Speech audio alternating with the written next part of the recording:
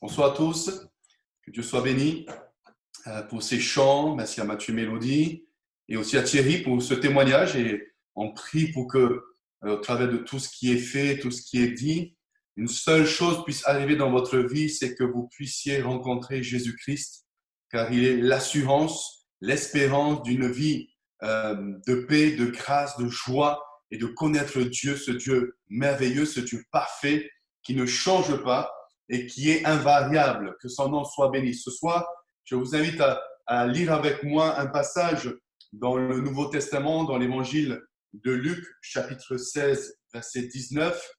C'est un texte bien connu. Lors de nos réunions, nous prenons souvent ce texte pour parler de ce que Jésus fait, vraiment dans toute sa grandeur, dans toute sa justice. Et ce texte aussi est important parce qu'il aussi nous ouvre quelques réalités sur l'après, l'au-delà. Après la mort, qu'y a-t-il? Y a-t-il quelque chose? Qu'est-ce qui se passe?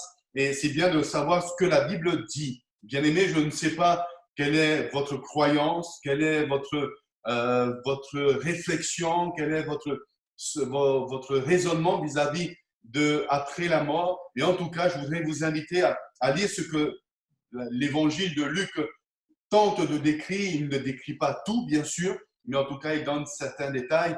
Et je prie vraiment que cela puisse surtout fortifier votre foi et votre désir de connaître Jésus et de marcher avec lui. Donc, on lit ensemble ce texte-là qui s'affiche voilà, ici sur l'écran aussi. Si vous avez la Bible, lisez, ouvrez-la avec moi, sinon vous écoutez simplement. Il y avait un homme riche qui était vêtu de pourpre et de fin lin et qui chaque jour menait joyeuse et brillante vie. Un pauvre nommé Lazare était couché à sa porte couvert d'ulcères et désireux de se rassasier des miettes qui tombaient à la table du riche, et même les chiens venaient encore lécher ses ulcères. Le pauvre mourut et il fut porté par les anges dans le sein d'Abraham. Le riche mourut aussi et il fut enseveli. Dans le séjour des morts, il leva les yeux et tandis qu'il était en proie au tourment, il vit de loin Abraham et Lazare dans son sein. Il s'écria, « Père Abraham, aie pitié de moi et envoie Lazare pour qu'il trempe le bout de son doigt dans l'eau et me rafraîchisse la langue, car je souffre cruellement dans cette flamme. » Abraham répondit, « Mon enfant, souviens-toi que tu as reçu tes biens pendant ta vie et que Lazare a eu les maux pendant la sienne. Maintenant, il est ici consolé et toi, tu souffres. D'ailleurs, il y a entre nous et vous un grand abîme, afin que ceux qui voudraient passer d'ici vers vous ou de là vers nous ne puissent le faire. » Le riche dit, « Je te prie donc, Père Abraham, d'envoyer Lazare dans la maison de mon père, car j'ai 5 frères. C'est pour qu'il leur atteste ces choses, afin qu'ils ne viennent pas aussi dans ce lieu de tourment. » Abraham répondit, « Ils ont Moïse et les prophètes, qu'ils les écoutent. » Et il dit, « Non, Père Abraham, mais si quelqu'un des morts va vers eux, ils se repentiront. » Et Abraham lui dit, « S'ils n'écoutent pas Moïse et les prophètes, ils ne se laisseront pas persuader quand même quelqu'un des morts ressusciterait. » On va prier encore un instant, s'il vous plaît, pour que vraiment le Saint-Esprit qui est là au milieu de nous puisse nous convaincre que Dieu est vivant, que Jésus est notre Sauveur et que nous avons besoin de lui et de repentance. Seigneur, merci parce que tu as donné rendez-vous à chacun des personnes présentes, que ce soit en visio ou en audio. Et nous croyons que tu as une parole pour chacun ce soir. Tu te sers de gens faibles, de personnes que tu as rachetées par grâce afin de témoigner de ton amour, de ta grâce, de la croix et de la puissance de l'Évangile. Nous prions pour que chacun puisse recevoir de toi la parole de Dieu. Parle, Seigneur, comme tu sais si bien le faire, au nom de Jésus-Christ. Amen.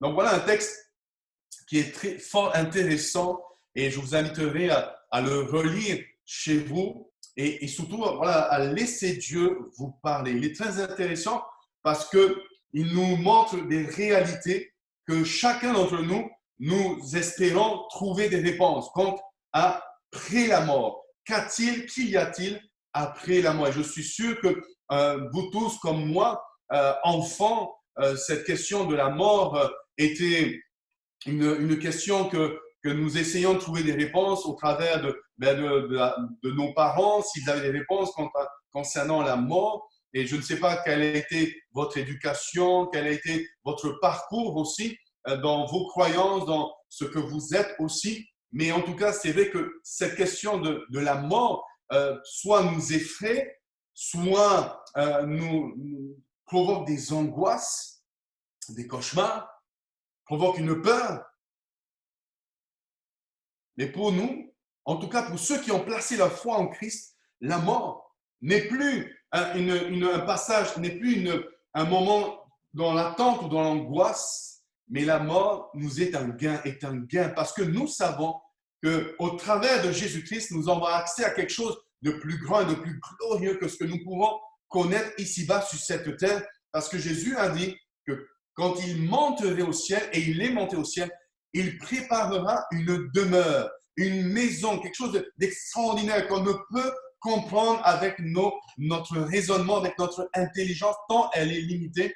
Et cette demeure-là, il veut que nous y soyons aussi avec lui. Donc, il y a cette espérance, il y a cette confiance dans ce que Dieu a prévu après la mort. Mais c'est vrai que la mort, c'est quelque chose qui trotte dans notre esprit, c'est vraiment quelque chose pour lequel l'homme cherche à comprendre ce mystère qu'y a-t-il après la mort. En tout cas, qu'on soit croyant ou pas, une chose est sûre, c'est que, quelles que soient nos croyances, nous sommes appelés à mourir une fois. Vous et moi, nous ne sommes pas éternels sur cette terre et un jour, quand Dieu aura décidé, il faudra passer au-delà de cette vie. Donc, c'est ce qui nous rassemble ce soir. On sait au moins une chose. Nous avons quelque chose en commun, c'est que nous sommes à un moment donné, on va mourir. C'est la réalité, c'est incontournable. On pourrait fuir cette réalité en disant, mais je ne veux pas considérer la mort comme quelque chose de déterminé, je choisirai le moment même de ma mort, ou alors on verra plus tard, mais en tout cas, quelle que soit votre approche concernant la mort, une chose est sûre, c'est qu'il faudra s'y préparer. Et c'est bien là ce que la Bible nous enseigne, que Dieu désire, c'est que nous soyons prêts.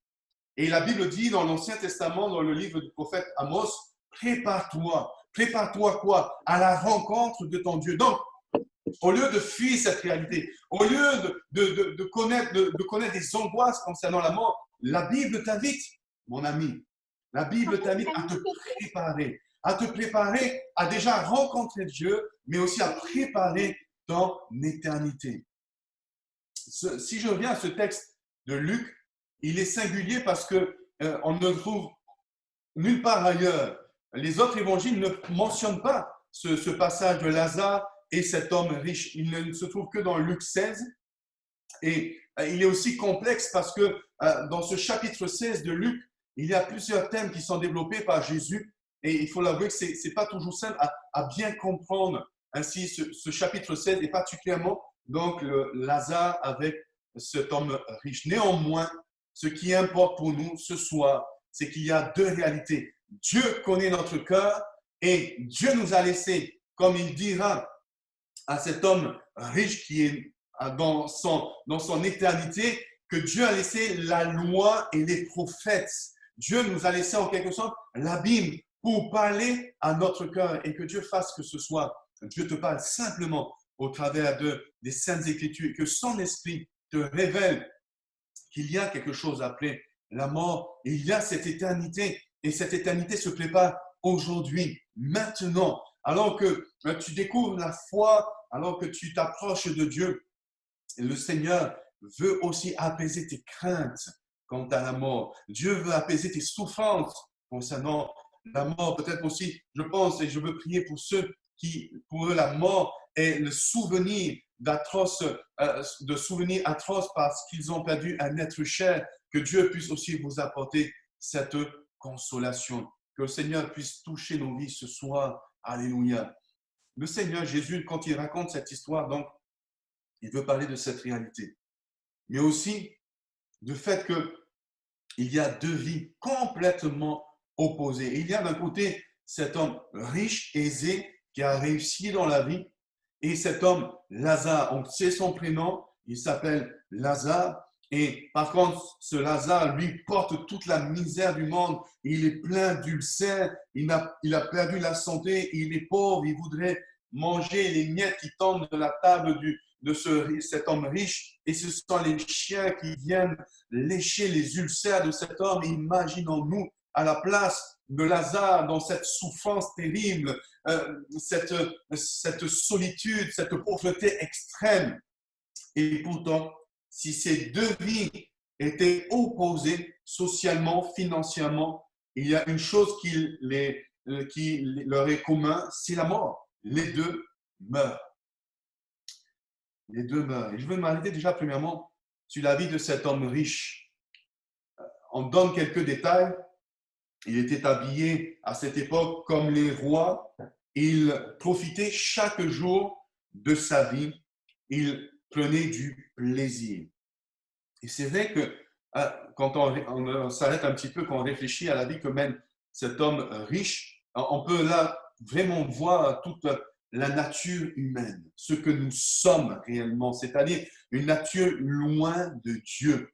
Les gens veulent profiter chaque jour de la vie. Et cela n'est pas interdit, bien au contraire, mais ils ne se soucient pas de l'éternité. Cet homme a passé toute sa vie à profiter de l'instant présent, sans jamais se soucier de son éternité. Et encore aujourd'hui, les gens fuient la réalité de l'éternité en disant que chaque jour, je veux profiter. Nous connaissons ce dicton, mangeons, buvons, car demain nous mourrons.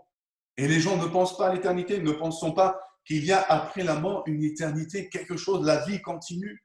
Carpe diem, chaque jour, je veux profiter de l'instant présent en profitant de la vie. Bien sûr que Dieu n'est pas contre, mais il ne faut pas oublier notre âme et notre éternité. Et Dieu a pour nous quelque chose de plus grand que seulement le fait de profiter de l'instant présent. Il nous donne, au travers de Jésus-Christ, une vie nouvelle.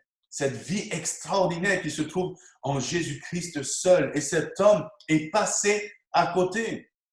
Et en plus de cela, on voit dans la vie de cet homme une indifférence totale au malheur d'autrui. Il se fichait complètement des malheurs de Lazare. Et là encore, je vois la nature humaine qui est tournée, chaque personne est tournée sur elle-même, l'égoïsme. On ne pense qu'à nos propres besoins, qu'à notre épanouissement personnel, à notre apparence, sans jamais bien nous soucier de l'autre. Et c'est là notre nature, et c'est là notre société qui nous pousse tous à ne considérer que nos propres besoins, moi d'abord, et les autres, qu'importe les autres, on est prêt à écraser l'autre pour gagner et pour évoluer professionnellement. Quelle tristesse pour l'être humain. Et cet homme riche, bien qu'il avait ce qu'il fallait pour jouir de son opulence, de son abondance matérielle, était un homme triste, un homme arrogant, un homme égoïste. Et il reflète vraiment la nature de l'homme. La Bible dit dans Hébreux 9, 27, je vous le lis, et comme il est réservé aux hommes de mourir une seule fois, après quoi vient le jugement. Dieu nous invite à préparer notre éternité, parce que nous sommes appelés à mourir une seule fois, et après quoi vient le jugement. Et c'est ce qu'a vécu, malheureusement, cet homme riche. Il ne s'est pas repenti. Il connaissait, puisque Abraham va lui dire, ils avaient la loi et les prophètes, ils avaient l'Ancien Testament, ils avaient tout, il avait tout pour venir à Dieu, et il n'a jamais pris le temps. Parce qu'il ne se souciait que de son confort, que de son niveau social, que de son apparence, la manière de se vêtir. Il ne se souciait jamais des autres. Et voilà qu'un jour, il perd la vie. Et il se trouve à être loin de la présence de Dieu. En revanche, nous avons Lazare. C'est vrai que Lazare porte les maux de ce monde. Il est pauvre, il n'a rien pour manger, il est couvert d'ulcères, il n'a rien pour être heureux. Et pourtant, on sait que quand il va mourir, il va être porté par les anges dans le sein d'Abraham. Donc finalement, cette histoire, on pourrait croire qu'il y a une injustice de la part de Dieu. Pourquoi Dieu ne s'occupe pas de Lazare? Mais la justice viendra après.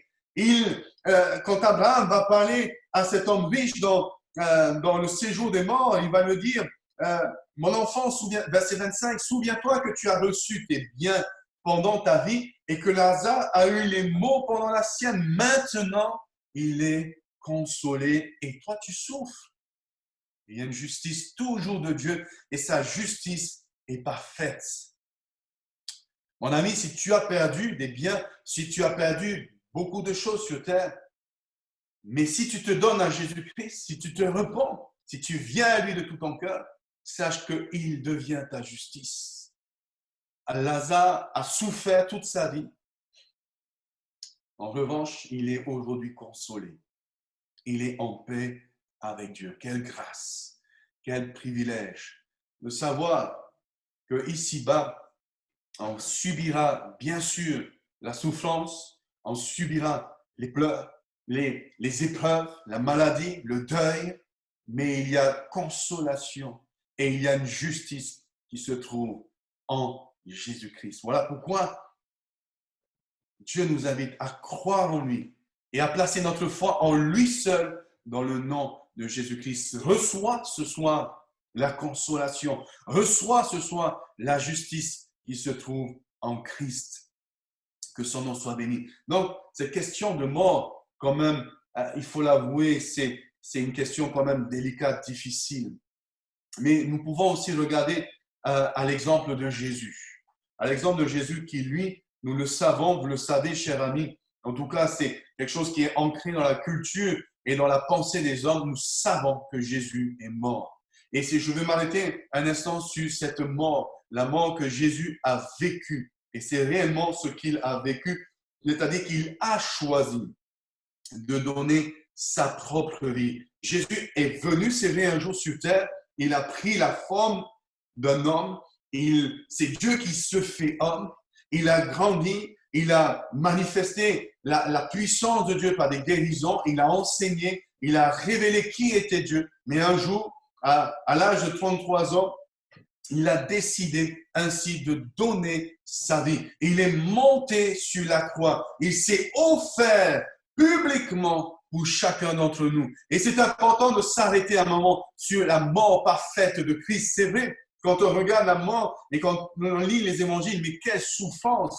S'il y a bien quelqu'un qui a souffert, c'est Jésus. Il a connu l'isolement, il a connu la solitude, il a connu le mépris, les crachats, les coups, on l'a fouetté, il a été lacéré, il a perdu beaucoup de sang, une couronne d'épines a été plantée sur son cuir chevelu, ses mains ont été percées, ses pieds ont été percés, ses amis l'ont abandonné. Il s'est retrouvé presque seul sur cette croix. Et tout ça par amour pour nous, pour toi. Tout ça pour affronter ce moment tant craint, tant qui remplit d'angoisse et d'effroi pour les hommes, la mort. Il a fait face à la mort, il a affronté la mort. Mais il savait que passé la mort, il allait vaincre et il allait triompher pour nous justifier et pour que la mort qui nous condamnait n'ait plus d'effet sur nous, sur toi. Il a choisi d'affronter ce moment terrible de la mort. La Bible dit dans Romains 5, verset 10, je vous le lis, car si, lorsque nous étions ennemis, nous avons été réconciliés avec Dieu par la mort de son Fils, à plus forte raison, étant réconciliés, serons-nous sauvés par sa vie. Jésus avait choisi de mourir pour qu'au travers de sa mort, la mort de Jésus, je sois réconcilié avec Dieu. Que je sois réconcilié avec Dieu. Alléluia. Jésus, en venant sur la croix, il ouvre la porte de la mort et il trace le chemin de l'éternité qui mène au ciel. Mon ami, si encore ce soir, tu n'as pas fait la paix avec Dieu, eh bien, je t'invite simplement à abandonner ton péché, à te détourner de tes mauvaises voies, à te repentir, c'est-à-dire à décider aujourd'hui de ne plus marcher loin de Jésus, mais de marcher avec Jésus, en confessant toutes tes fautes. Et alors, la mort ne sera plus pour toi la condamnation, mais ne sera qu'un passage entre ici-bas et le ciel. La mort a été vaincue par Jésus, qui a offert volontairement par amour pour nous son corps, sa vie et son esprit. Alléluia. Oh bien-aimés, puissions-nous réaliser ce moment où Jésus affronte la mort et dans son dernier souffle, il dit « Tout est accompli, tetelestai » dans l'évangile de Jean. Il dit en réalité que pour nous, la mort qui nous condamnait à cause de notre péché est vaincue. J'affronte pour toi la mort du péché. Je l'ai vaincue parce que Dieu m'a ressuscité le troisième jour. Alléluia.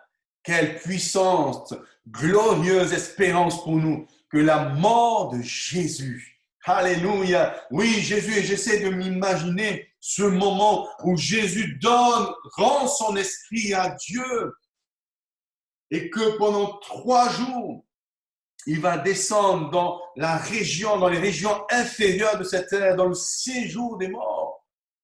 Jésus est allé dans le séjour des morts. Il a vu certainement l'âme de tous ceux qui étaient morts. Mais il est allé. Il est allé et il a vaincu, alléluia, afin que ceux qui appartiennent à Christ n'aillent plus dans ce lieu, mais aillent avec lui dans l'éternité, dans le paradis. Alléluia, quelle gloire, quelle grâce. Merci Seigneur d'avoir affronté la souffrance, d'avoir affronté la mort pour moi, afin que je sois libéré de la mort du péché et que je sois enfin libre. Que je sois enfin libre. Pendant 3 jours, l'Esprit de Jésus va être dans ce séjour des morts. Et le 3e jour, nous dit la Bible, quand Dieu son Père là-haut avait décidé que c'était le moment, par la puissance du Saint-Esprit, il ramena l'âme de Jésus dans son corps et il le ressuscita. Alléluia. Et c'est pour nous la plus grande expérience et la plus grande confiance que de savoir que Jésus est mort, c'est vrai, mais il est ressuscité et il est vivant, que son nom soit béni. C'est là tout le message de l'évangile de Jésus-Christ, c'est la mort pour nous, pour nous sauver du péché, mais la résurrection de Jésus-Christ pour nous justifier auprès du Père. Alors, quand ma vie appartient à Jésus, quand je lui offre ma vie, je lui dis, Seigneur, je te donne ma vie. Je comprends que j'étais loin de toi, que j'étais perdu et que je méritais la mort et la condamnation. Maintenant, Seigneur, je sais que tu m'as déclaré juste parce que tu es ressuscité et tu as vu ma foi qui est en toi. Alors, mon ami, si ce soir encore les liens de la mort te tiennent, si le péché t'environne et que le péché veut te condamne, ce soir, confesse alors que Jésus est mort pour toi, que Jésus est ressuscité pour te libérer et te sauver. Et crois en lui et en lui seul, que son nom soit béni. Et à partir de ce moment-là, Dieu installe dans notre cœur une paix extraordinaire. Nous n'avons plus peur de la mort et nous n'avons plus honte de notre péché parce que Jésus nous a pardonné. Jésus nous a pardonné. Que tes angoisses concernant la mort puissent disparaître. Que tu places ta foi en Christ. Quoi que ce soit, le Seigneur veut te libérer et te justifie. Si tu confesses de ta bouche le Seigneur Jésus-Christ et si tu crois que Dieu l'a ressuscité des morts, tu es sauvé, mon ami. Aie confiance en Jésus. place ta foi en lui, offre-lui ta vie, donne-lui ta vie et marche avec lui. En lisant la Bible, en priant le soir chez toi, en priant quand tu peux, en demandant au Seigneur de sa grâce et viens écouter l'évangile chaque fois que nous nous réunissons et que Dieu continue son œuvre en toi. Maintenant, je voulais terminer sur quelques points simplement où, à travers de ce passage, Dieu nous révèle quelques réalités de l'éternité. Quelques réalités. Nous voyons que quand Abraham et Lazare meurent, il y a vraiment deux conséquences totalement différentes. L'homme riche qui n'a pas fait la paix avec Dieu est enseveli, enterré. Quant à Lazare qui avait confiance en Dieu, il est pris par des anges, il est élevé. Un est enterré, enseveli, il descend, l'autre est élevé. Quelle grâce de savoir que pour ceux qui sont en Christ, Dieu les élève. Dieu les élève. Alléluia. Mais que Dieu fasse, mon ami, que tu découvres en Jésus-Christ cette résurrection d'une vie éternelle en lui. Maintenant, on voit aussi que l'homme riche, quand il se retrouve dans la région inférieure du séjour des morts, il souffre. Et c'est une réalité. C'est pas une idéologie pour faire peur aux gens pour qu'ils se convertissent, mais c'est une réalité. Il y a la souffrance loin de Dieu pour l'éternité. Déjà, quand j'ai pas Christ en moi, les souffrances sont là. Quant à la peur de la mort, quant à la peur de tas de choses. Mais la conséquence d'une vie loin de Dieu est terrible. Et ça, c'est une réalité.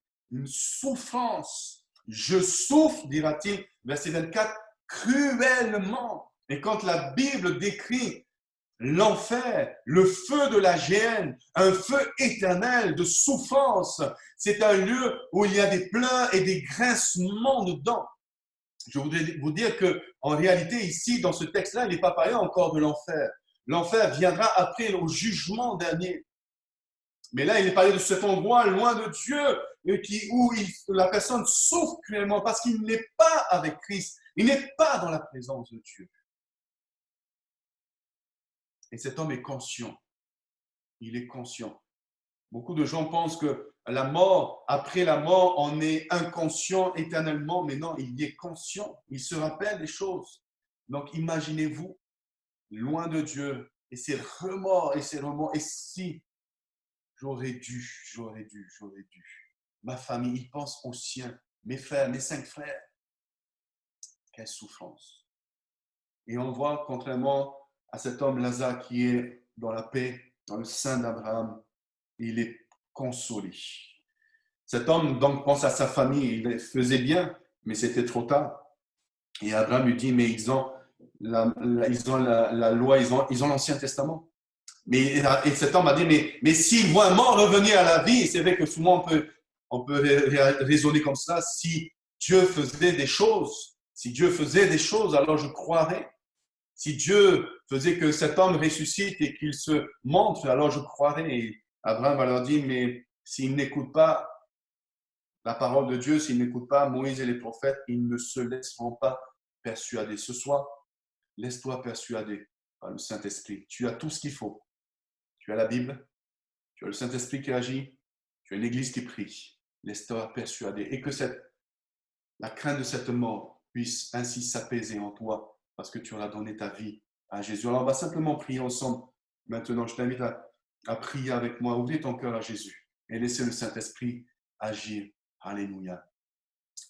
Seigneur, vraiment, merci. Merci parce que tu as encore permis que ta parole soit annoncée bien faiblement, bien maladroitement, mais ce que nous voulons retenir, c'est toi, Jésus, qui nous donne accès à l'éternité. C'est toi, Jésus, qui donne la vie éternelle et qui nous permet de franchir la mort, non plus dans l'angoisse, non plus dans les frayeurs, mais en paix, parce que tu es cette paix, notre paix. Je prie pour tous ceux et celles pour qui encore la mort effraie, pour qui encore la mort est angoissante.